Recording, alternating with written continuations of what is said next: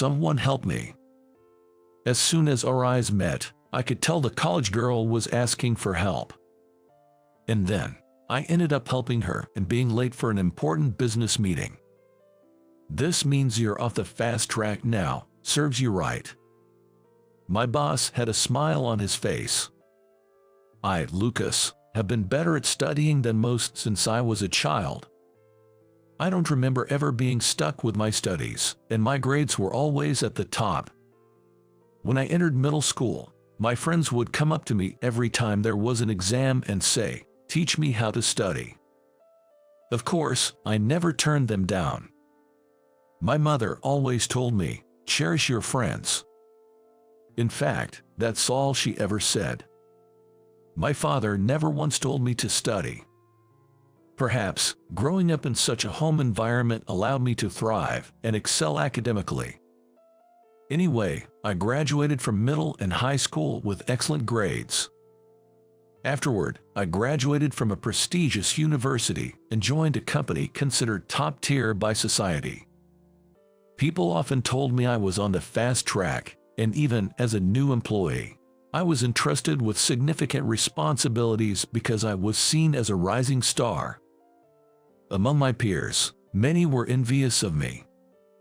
But of course, there were also those who were jealous. For example, my boss, John, was one of them.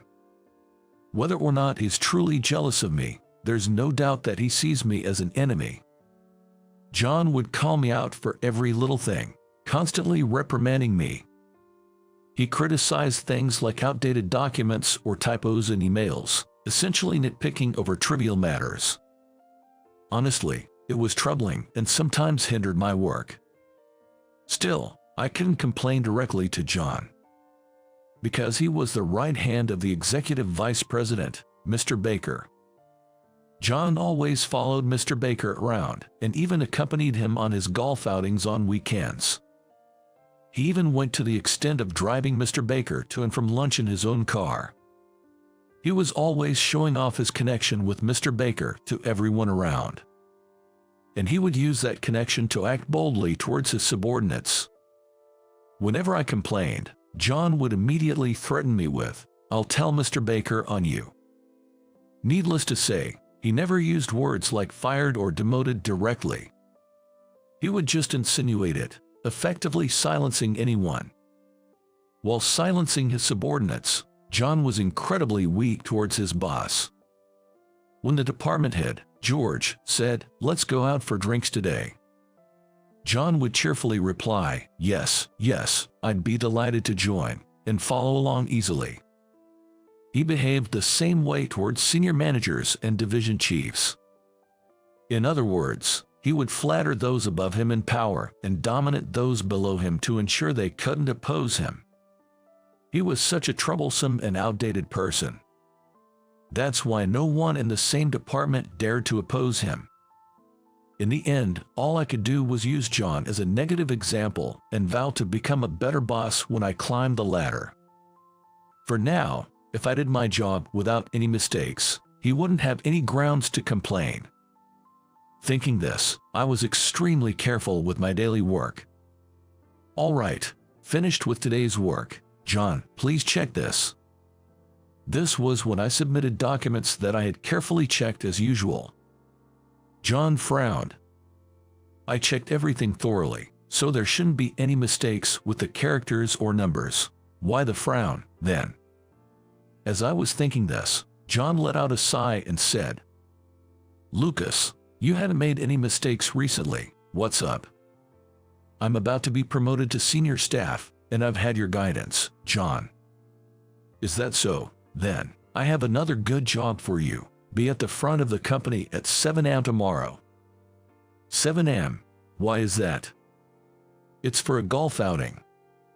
John said this to me with a sly grin.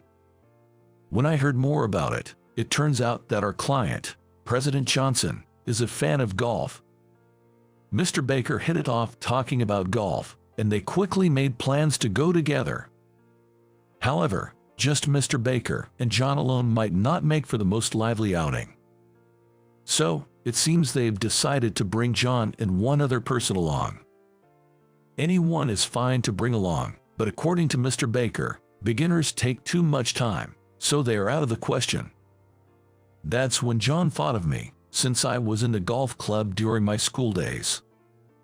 Even though it's an invitation from John, if it involves Mr. Baker and our client Mr. Johnson, it's a business engagement, which is a serious matter. There was no way a mere employee like me could refuse. Reluctantly, I agreed to go to the business golf outing. And the next day, I headed to the station earlier than usual to catch the train. We were supposed to travel from the company to the golf course in John's car. Moreover, Mr. Baker was supposed to provide the golf clubs and other equipment. So, all I had to do was make sure I wasn't late to the office. It should have been that simple, yet I encountered some bad luck. The train I boarded was packed with commuters, a typical rush hour scene. It wasn't so crowded that I couldn't move at all, but it was uncomfortable enough to make me miss the trains I usually take. As I was thinking that I should have taken a taxi to the office, I happened to look up. That's when I noticed a college girl sitting in the seat in front of me. "What's wrong? You seem bothered by something." Upon closer inspection, next to the college girl, who looked annoyed, was a middle-aged man who appeared to be asleep. He looked like a company employee, half drunk from the morning, leaning on the college girl's shoulder. Moreover, his mouth was slightly open, and with his crossed arms and widely spread legs, he seemed to be subtly touching the college girl. Is this guy pretending to be asleep? I watched closely, but the college girl, out of fear, seemed unable to stand up. Should I help her? As I was contemplating, the college girl, noticing my gaze, looked up at me. To me, her look seemed to be pleading for help. I nodded slightly to the college girl. Understanding my intention, she nodded back. At that moment, I grabbed the college girl's arm and briskly helped her to stand her. Ouch! As the college girl suddenly stood up, the middle-aged man who had been leaning on her fell onto the train seat with a thud. Simultaneously, a chuckle spread among the surrounding passengers. "Are you okay?" While addressing the middle-aged man, I maneuvered the college girl behind me to shield her. "What the hell are you doing?" The man glared at me as he stood up. Then, he fiercely punched me in the face. "What are you doing hitting me all of a sudden?" "Shut up." The middle-aged man swung at me again, attempting to hit me. At that moment, I calmly grabbed his arm and declared, "This is assault. I'm calling the police." While saying that, I pushed the middle-aged man to the floor, still holding onto his arm. Thanks to the help of some salarymen around who understood the situation, we managed to subdue the middle-aged man without much trouble. After that, I got off at the next station with the conductor that another passenger had called to the scene. I had to go to the railway police office inside the station to explain what had happened. In the station office, not only was I questioned about the incident, but I also received treatment for the cheek that the middle-aged man had punched. While I was dealing with this, the college girl I helped came over to me. "My name is Emily. Thank you so much for your help. I'd like to offer you something in return." "No, it's fine. But you're a college student, right? Don't you need to go?" "Yes. I just wanted to get an early start on my report, so I'm okay. But it's almost 7 a.m. What about your work?" "I have a golf outing." "Wait, it's already 7 a.m. I have to go." Realizing the time after Emily mentioned it, I saw I had only a few minutes left until the 7 a.m. meeting. I rushed out of the station office. "Wait, I want to give you something in return." "Your gratitude is enough. Take care." I shouted back and ran at full speed to the platform. I jumped onto the arriving train without a second thought. I hope I make it. I hope I make it. I wished this on the train, but of course, there was no chance of making it on time. Eventually, I arrived at the meeting spot about 30 minutes late. "You're late, Lucas. What were you doing?" John approached me with a forced smile.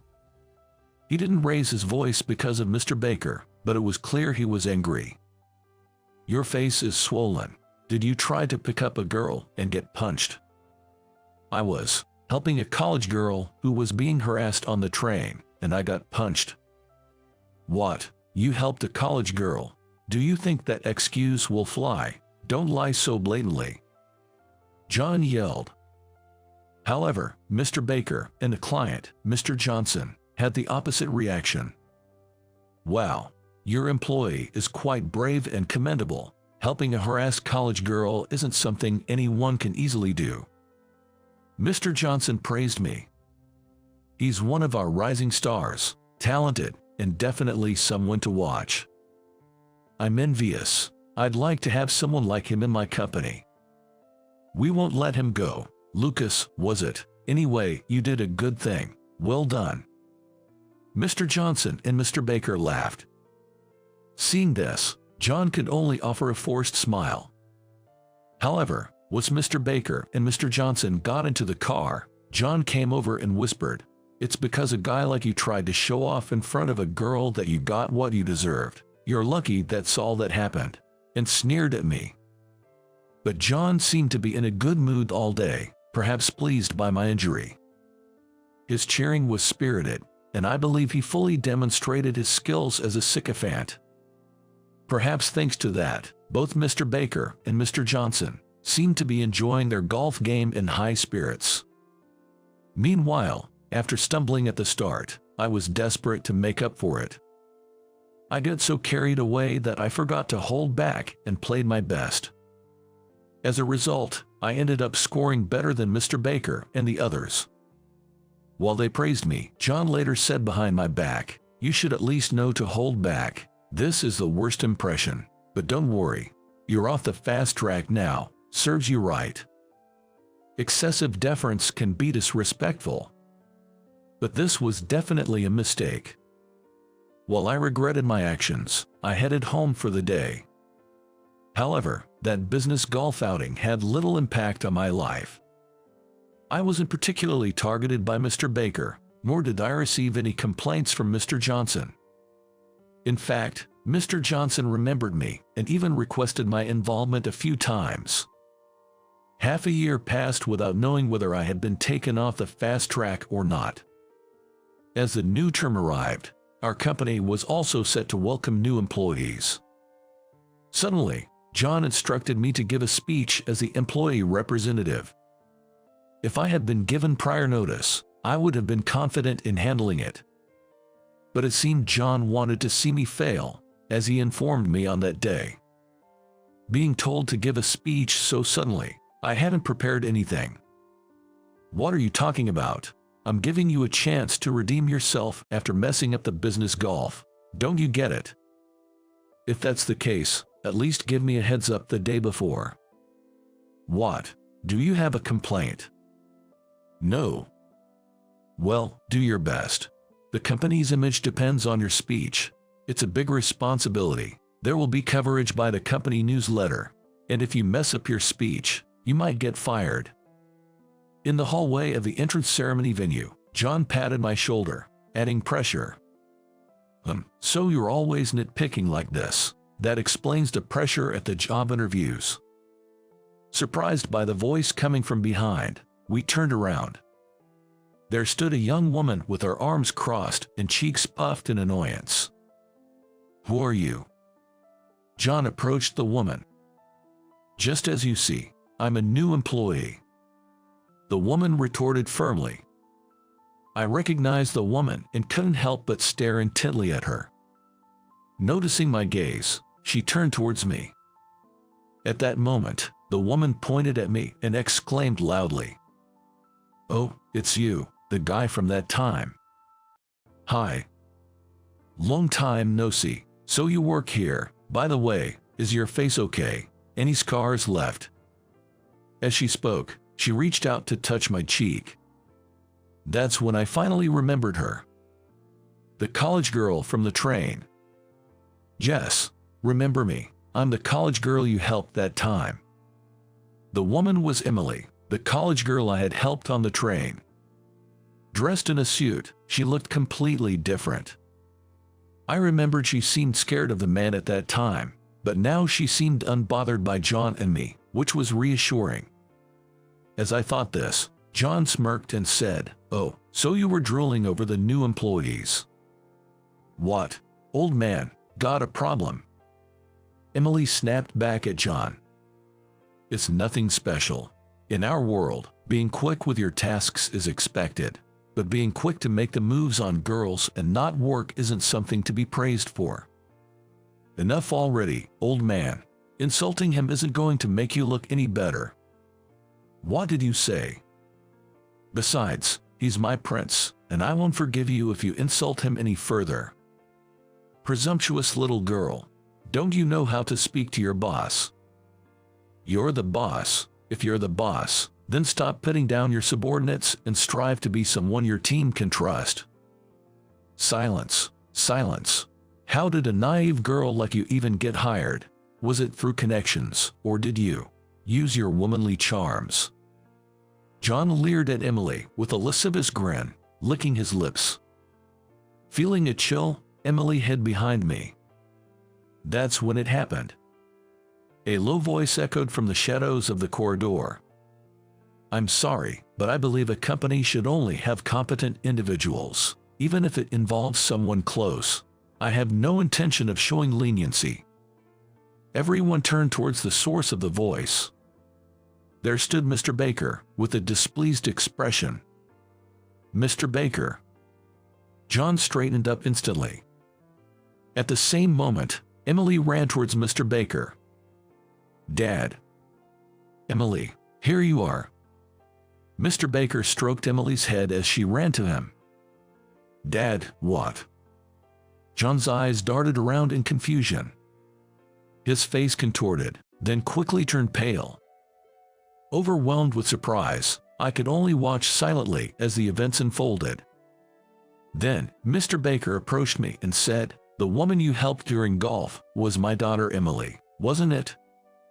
"Yes, it seems so.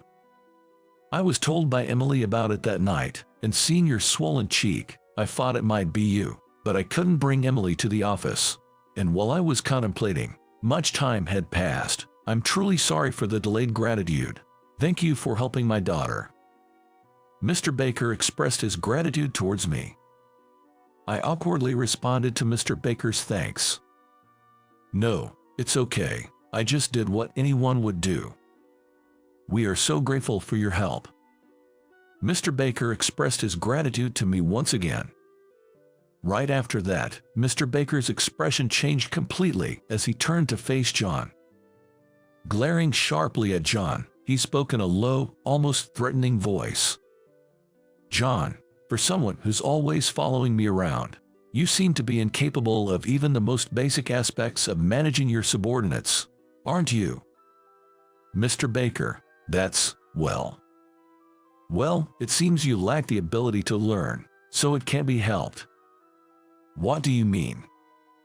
"Staying in the position of manager with your level of learning ability is pointless, so let's transfer you to a department where you can learn how to interact with people better."